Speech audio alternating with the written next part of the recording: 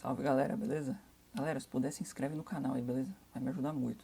De verdade mesmo, preciso muito que vocês se inscrevam aí, beleza?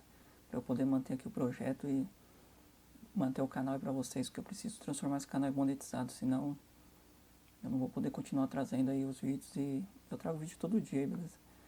Espero que vocês me ajudem aí, vamos lá.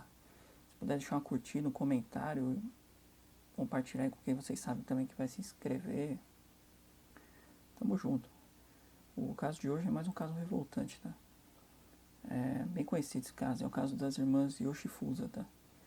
Ele chocou a cidade de Mogi das Cruzes, em São Paulo, pela brutalidade e pela traição da confiança envolvida, né?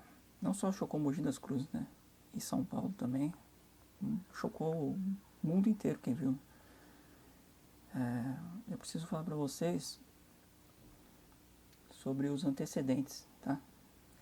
Teve uma relação de confiança entre 1996 e 2011. O Antônio Carlos Rodrigues Silva Júnior, conhecido como Tartaruga, o assassino, estuprador, filho da puta, ele prestava serviço de pintura e manutenção para a família Yoshifusa há cerca de 15 anos. Ele era tão próximo que o pai das meninas, Nelson Yoshifusa, chegava a pagar as mensalidades da faculdade de Antônio. E mais um caso de negligência, né? Como é que você deixa duas meninas com a porra de um cara na tua casa?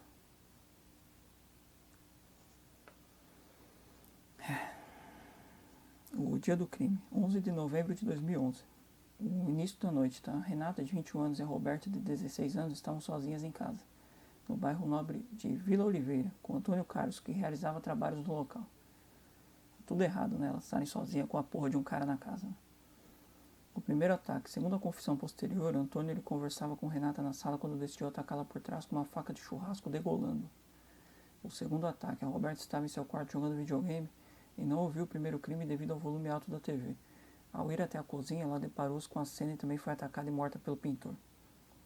Na descoberta do crime, Nelson Yoshifusa, o pai, encontrou as filhas mortas na cozinha ao chegar do trabalho e ligou desesperado para um amigo delegado.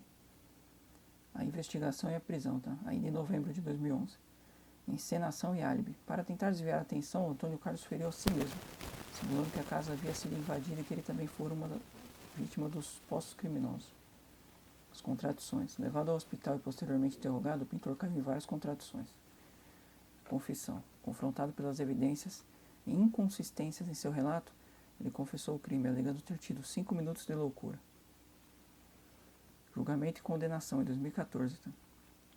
14 de agosto de 14. Ocorreu o julgamento no Fórum de Mogi das Cruzes. O júri popular durou cerca de 8 horas. O veredito: Antônio Carlos foi condenado a 57 anos, 4 meses e 24 dias de prisão em regime fechado.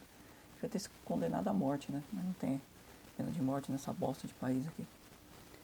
Crimes capitais. A condenação incluiu homicídio triplamente qualificado, motivo torpe, meio cruel, recurso que dificultou a defesa das vítimas. E estupro, embora o réu tenha negado a violência sexual durante o júri.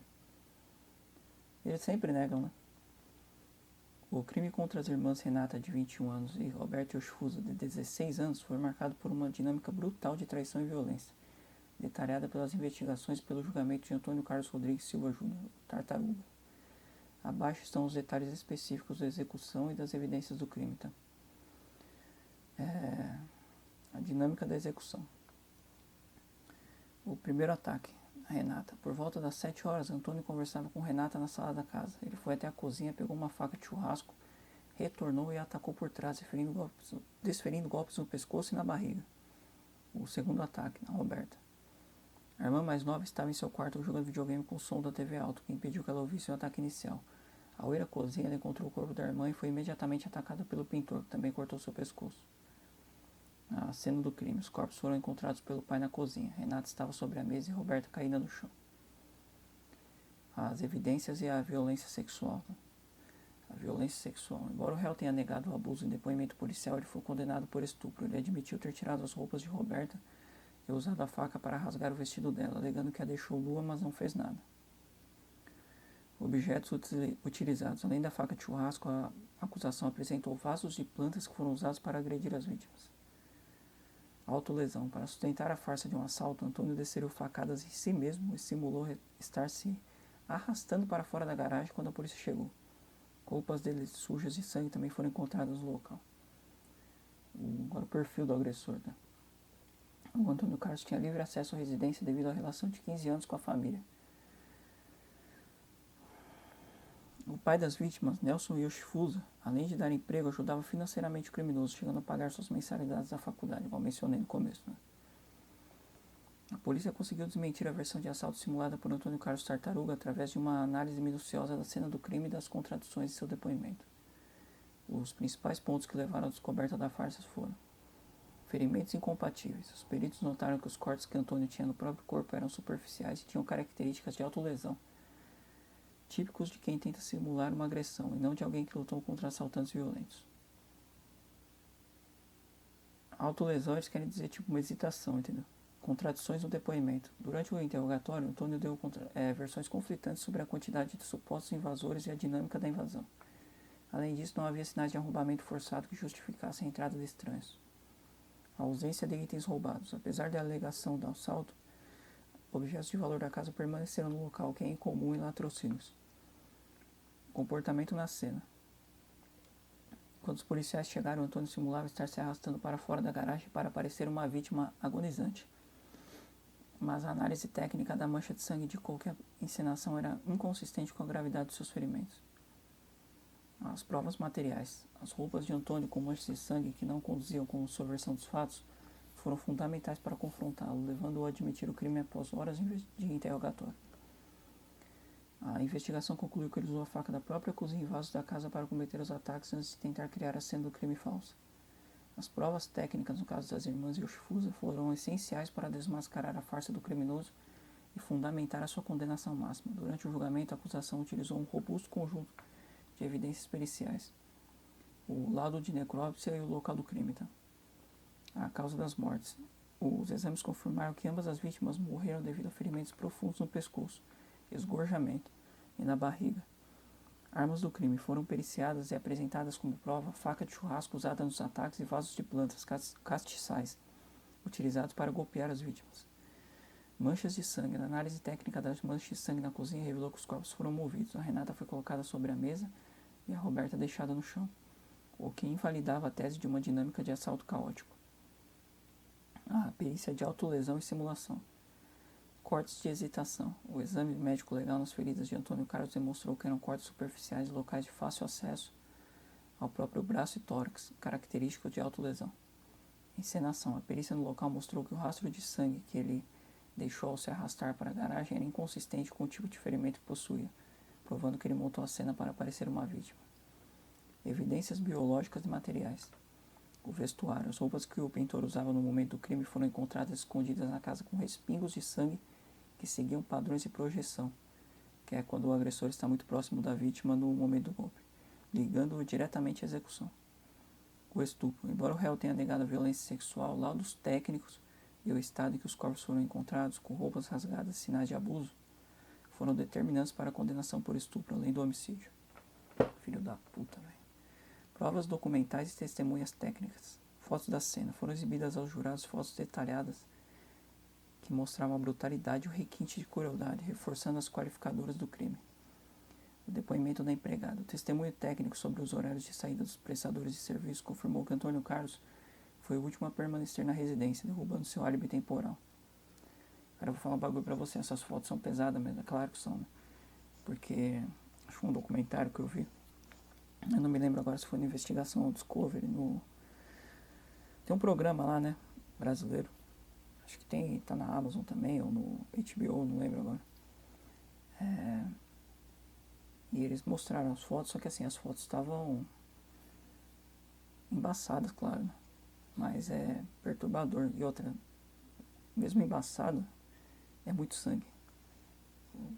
Praticamente degolou a menina lá que tava na mesa, que eu lembro até hoje disso, sabe? E faz tempo que eu vi. Tava em cima da mesa, né? E a outra que tava no chão também, cheia de sangue também. Parece que também praticamente degolada a menina. E é meio óbvio que ele abusou delas, né? Tanto que, pô, eles sabem disso, né? Eles citam aí, né? Não seria condenado por isso, eles nem iam dar uma brecha dessa pra eventualmente algum advogado de repente conseguir diminuir os anos desse merda aí, ou até tirar ele de lá por causa disso. A pessoa invalidar uma pena por causa de cagada assim, eles não iam fazer outra. Qual que era a motivação desse filho da puta?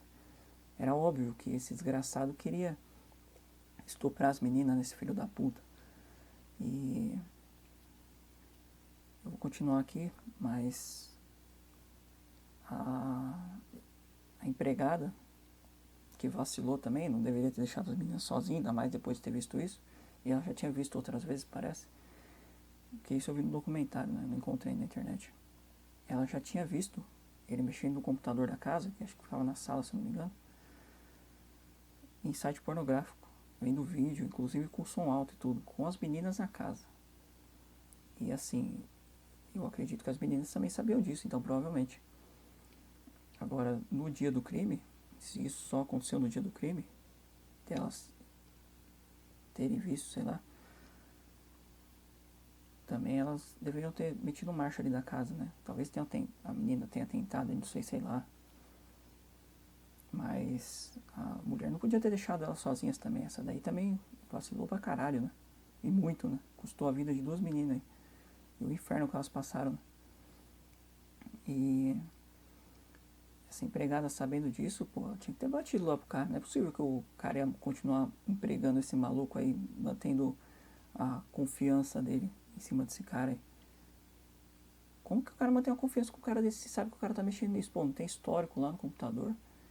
Claro, provavelmente ele apagava, né? Parece que eu lembro de alguma coisa assim também. Mas tipo, mano, ela viu, velho. Ela parece que ficou com medo do cara, mas sei lá, mano.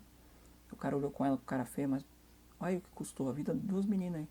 Tinha a vida inteira pela frente aí. Uma ainda era menor de idade, a outra novinha aí também, 21 anos. Pô, pelo amor de Deus, mano. E isso é um absurdo, mano. Porque se esse cara mexia nisso, e ela viu, e ela sabendo disso, ainda mais esse dia, sabendo que tava duas meninas com esse merda em casa, sozinhas com esse merda. Pô, que vacilo, cara. Puta que pariu, velho. Ia ser presa também, junto com esse pai responsável do caralho. Provas documentais e testemunhais técnicas, tá? Fotos da cena. Foram exibidas aos jurados fotos detalhadas que mostravam a brutalidade e o requinte de crueldade, reforçando as qualificadoras do crime. E o depoimento da empregada. O testemunho técnico sobre os horários de saída dos prestadores de serviço confirmou que Antônio Carlos foi o último a permanecer na residência, derrubando seu álibi temporal.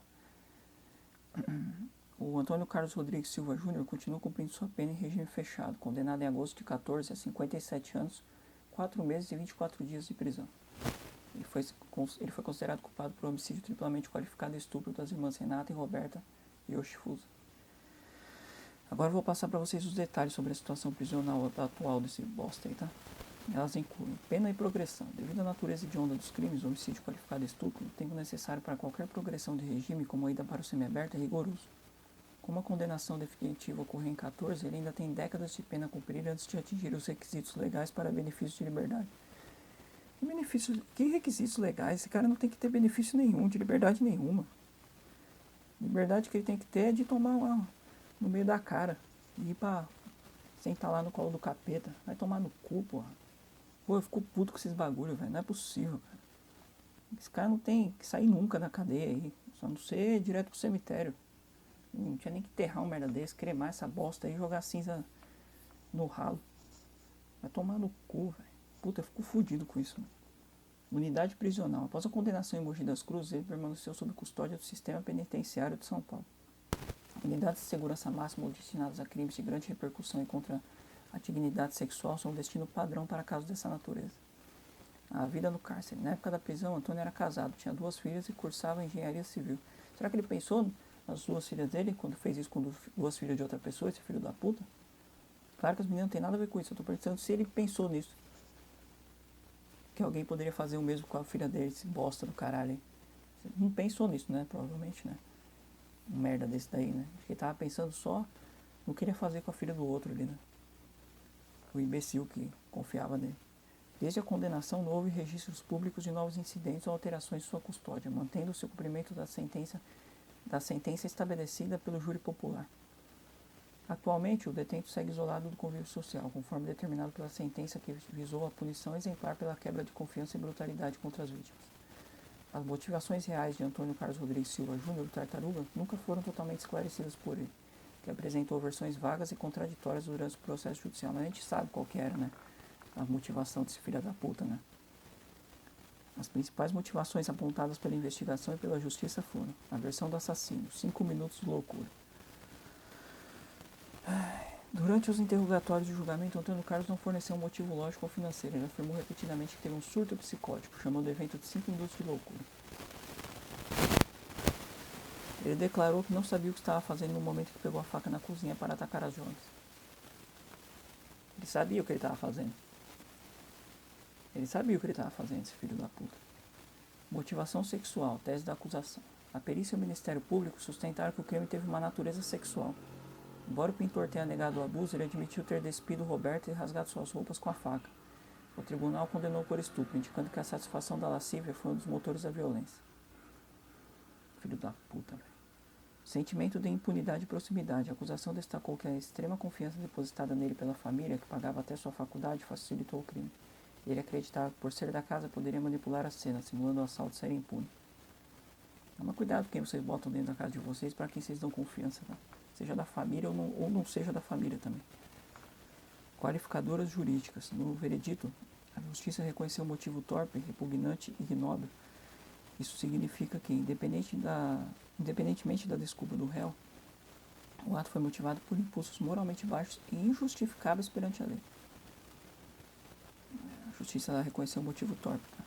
Sabe, isso que eu já tô até nervoso já quando eu acabei de gravar o caso de ontem da menina lá, foi estuprada lá, menina de 8 anos lá, por aquele idoso filho da puta, desgraçado, velho, safado, maldito lá.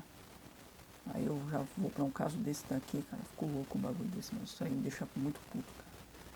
Porque esses caras nem tinham que estar respirando, cara. E esse caso ainda é mais antigo, aquele ocorreu em 2013, esse foi em 2011. Mano, esses caras nem tinham que estar respirando, velho. Isso é ridículo, cara. Esses caras aí já... O que esses caras estão fazendo vivo, velho? São uns merda. O pai das vítimas, o Nelson Yoshifusa, puta, mano, esse cara me dá uma raiva desse maluco, né? Como é que esse cara me deixa 2 meninas dentro de casa com um merda desse, cara? Puta, eu não consigo. Ele chegou a declarar em entrevistas que acreditava que o assassino também planejava matá-lo para não deixar testemunhas, o que reforça a tese de um crime planejado para eliminar qualquer resistência.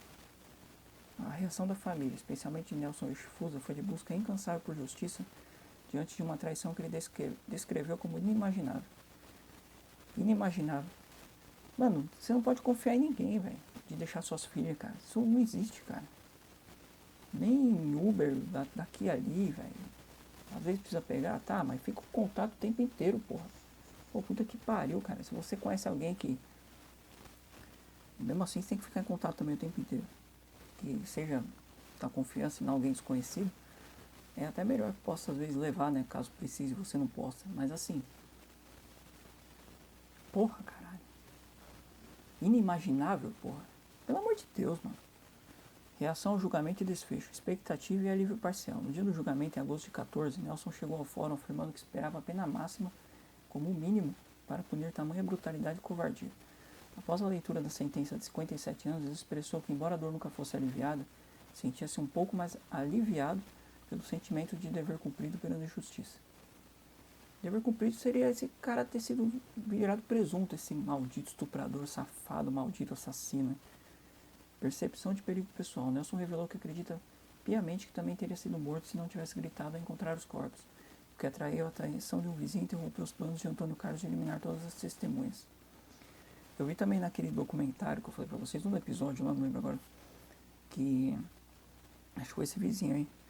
Ele falou que a janela chegou a tremer da casa dele com o grito que esse cara deu, de pavor, de horror, sabe? E não é pra menos, né? Imagina o cara encontrar as filhas no estado que ele encontrou ali. Isso é terrível, claro. Ele é uma vítima também, mas ele foi muito vacilão. Cara, que vacilo. Puta que pariu. Custou a vida das filhas dele. E a empregada vacilou também, né? É foda, cara. O sentimento de traição. Para o pai, o choque foi agravado pelo fato de ele considerar o assassino um membro da família a ponto de ter financiado seus estudos universitários. Você vê como esse cara é um filho da puta, né? Como que pode ser tão filho da puta? O cara pagava os estudos dele ainda. E ainda gerava emprego pra ele, né? O sustento, provavelmente, das filhas dele, da família dele, né? Ele era casado, tinha 2 filhos, como eu mencionei. Esse merda do caralho. A vida após o crime. Mudança de residência. Antes da tragédia, a família já planejava se mudar para uma casa com garagem maior para que as filhas tivessem mais espaço para seus carros. Após o crime, a permanência na residência onde tudo ocorreu tornou-se insustentável emocionalmente. É lógico, né? Preservação da memória. Nelson e sua esposa mantinham uma postura reservada, mas Nelson ocasionalmente participou de programas de investigação criminal e entrevistas para garantir que a memória das filhas, Renata, que sonhava em ser desembargadora, e Roberta, não fosse esquecida e que a brutalidade do caso servisse de alerta sobre a falsa sensação de segurança. Foi muito vacilo deixar as meninas com o cara identificado. O luto contínuo, tá? Em entrevistas recentes em podcasts de True Crime, advogados e delegados que atuaram no caso relatam que a família permanece marcada pela perda, vivendo de forma discreta em Mogi das Cruzes. Claro, né? Tenho certeza que o tempo todo esse cara lembra das filhas dele e... Nossa, deve ficar maluco, né? Porque... E nem deve se perdoar também, né? Eu acredito porque... Tamanha foi a negligência. E eu ainda falo dele, da esposa também, porque não vejo essa mulher falar nada, né? Nem sei se eu já vi essa mulher dando uma entrevista, alguma coisa, contei nada dela. E também da empregada, né, porra, já tinha pegado esse cara mexendo em coisa lá. Pô, pelo amor de Deus, mano. É mais um caso aí, terrível. 2 feminicídios aí, né, das irmãs. Destruiu a família, né. E também as amizades que elas tinham, né. Talvez relacionamentos aí. É foda. Pessoal, se inscreve aí pra me ajudar, beleza? O YouTube ele não tá ajudando muito com a divulgação, sabe? Eles querem, quando eles veem que o vídeo tá tendo um grau assim de visualização, começa a dar 300, 400 visualizações, estagna. Juro pra vocês, para. Pode até reparar aí, se vocês pegar um vídeo aí que tá, vocês vão ver lá que é umas 3, 4 só visualização a mais. Tem vídeo que começa com tudo, em 1 hora dá 30 e poucas visualizações, pô, esse vai engrenar. Se eu não ganhar inscrito, e vai ser difícil continuar com o canal, entendeu? Eu quero continuar, eu trago vídeo pra vocês todo dia, eu vou continuar trazendo. Caso criminal, de vez em quando eu trago casos misteriosos, trago documentário que eu trouxe ontem. Às vezes eu trago documentário com um tempo maior, como foi da Madeleine, da John Benet, gostaria que vocês vissem aí, tá bem completinho aí até o momento. E às vezes eu trago documentário menor, tipo foi o da Marilyn, né? E agora o da Cherish ontem. E eu trago episódio aí todo dia pra vocês. A não ser quando tem documentário aí que... Até a Marilyn ainda tá fazendo 2 por dia. Mas eu preciso muito que vocês se inscrevem, beleza? Eu quero transformar o canal em monetizado aí. Quero estar sempre trazendo conteúdo legal, bacana pra vocês aí. Eu sei que é histórias pesadas, né? Não é nesse sentido que eu quero dizer. Eu quero trazendo um bom vídeo aqui, passar pra vocês, sabe? Contar a história detalhada, tudo que tem a respeito, as atualizações dos casos que eu trago pra vocês. Mas eu preciso muito que vocês se inscrevam, tá? Só peço isso pra vocês. Se puder deixar curtida aí também, de repente curtida, comentário, engaja o vídeo, né? E se puder compartilhar, pode compartilhar nas redes sociais, né? Se quiser me seguir no Insta também, meu Insta é Viporcel. Tudo junto assim, igual no começo aí do canal. Só depois o tracinho lá que não tem nada a ver, que ele é do canal mesmo, tá? Que eu quis dar uma diferenciada, que eu quero começar um canal também do nicho ali mais nerdístico, sabe? Tipo TCG, games, brinquedos assim, que eu tenho bastante coleção. E beleza? Tamo junto, grandão. Se inscreve aí pra me ajudar, beleza? Tem vídeo amanhã novamente, tamo junto.